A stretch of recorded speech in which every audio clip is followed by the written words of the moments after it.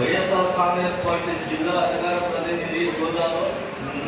హోదాగా నియమితులైన అధికారులను నేను పార్టీ అధ్యక్షుడు గౌరవ వైఎస్ జగన్మోహన్ రెడ్డి గారి నాయకత్వంలో క్రమశిక్షణతో పార్టీ కట్టుబడి పనిచేస్తానని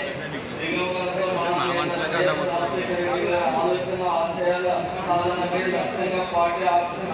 ఆశయాలను అనుగుణంగా వివరిస్తానని పార్టీ ప్రతిష్టను బంధం కలిగించే కార్యక్రమాలను పాల్గొనాలని పార్టీ నాకు అప్పగించిన